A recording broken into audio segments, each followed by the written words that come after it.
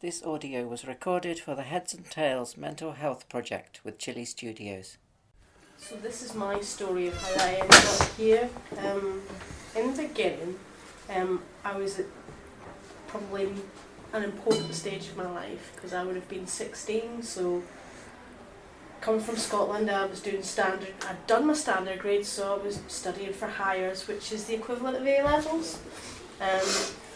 My sister ran away from home and she falsely accused me of a fairly serious crime, and it broke my family up. And I've never taken it well. My mum says I'm the one that's been most affected by it all. I had to go and attend outpatients appointments at psychiatric hospitals while studying for my exams, and managed to get into uni. Not the one I wanted to, but I did it. But I self-medicated with alcohol, so I didn't turn up to a lot of lectures and tutorials because I was hungover. So I had to drop out of university because I was going to be barred from most of my exams. But I had a part-time job since school, and I managed to work my way up to manager level there. And all throughout this I've had depressive episodes but not really understood it. And so I kind of thought, I'll move away, have a fresh start, I'll change job. And I up sticks and moved to Newcastle from Edinburgh. And I thought that was going to be the answer to all my problems, but it wasn't. It just repeated itself. Every so often I'd get depressed again, and it was like in a vicious cycle. And I had 2 long-term relationships that were forever breaking up, getting back together, breaking up, getting back together, and I was so erratic at taking my medication as well. I would forget to take it and then think, but I feel okay, it's alright. So then I just stopped taking it. Then I'd get poorly again, so then I'd start taking it again. And then I'd start to forget again. And then think, I'm alright. So I'd stop taking it, and this just cycle continued. And then 6 years ago, I met Paul, who's now my husband. And I think, in a way, he's helped guide me to where I am now. He's a rock, and he's the most stable relationship I've ever had. And he's so incredibly understanding of me, and he's helped me push for answers.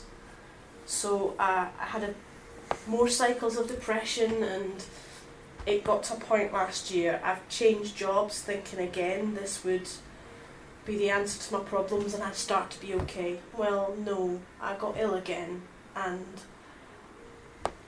this time I was really rigid with my medication and I wasn't getting any better.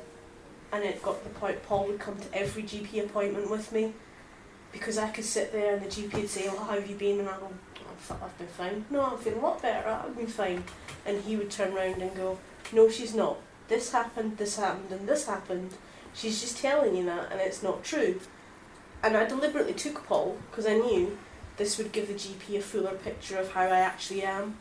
And I still see the same GP now that I've been seeing about my depression for the last 15 years. My GP is in Biker. I live in Sunderland. I've got permission to still see her because I can't cope without her. And I'm lucky in that they do let me still go and see her and still be treated. Late last year, I had a crisis, and I was at work, and I just felt I could feel myself spiralling, and it got to the point that my shift manager phoned an ambulance, and I was going to be taken to A&E. And then, after a couple of hours, they phoned to find out where this ambulance was, and they said, actually, we're not sure the ambulance is the best option for you, so we're going to get the crisis team to phone you. So I spoke to the crisis team, and I spoke to CPN, and I said what had been happening at my GP and stuff. I was waiting. I'd been referred to the community mental health. I was waiting to see a psychiatrist. And this guy went, look, I'll look into your records. And he came back and he went, actually, no, we've written to your doctor. We can't help you at this time. I'm going to write to your doctor and suggest that they give you some diazepam and some propranolol, so when you're having an episode it'll help calm you down. But no, we've said, we can't help you. You need to self-refer yourself to Rococo. So I did. And I went back to my GP and I said I'd failed. I felt by the NHS. I sat in that room with my shift manager thinking, right, so I actually have to really hurt myself and do something serious so people will listen to me and I'll get the help that I need.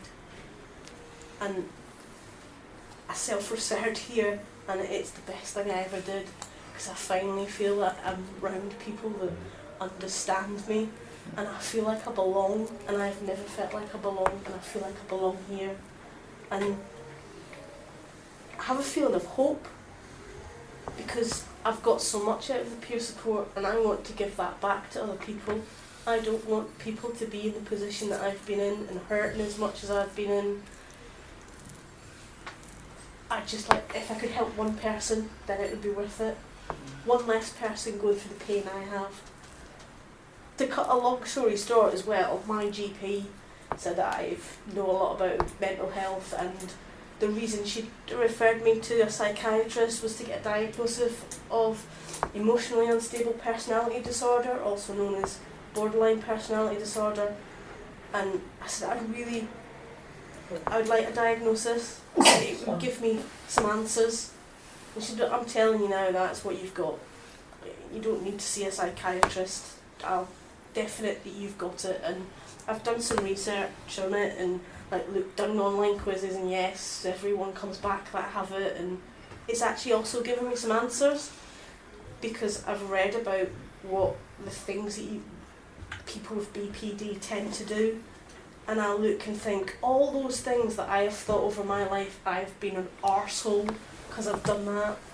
It wasn't because I was an arsehole, it's because I was ill. And it's kind of given me a bit of peace, because I think I'm not the weak person that I thought I was. I was just ill.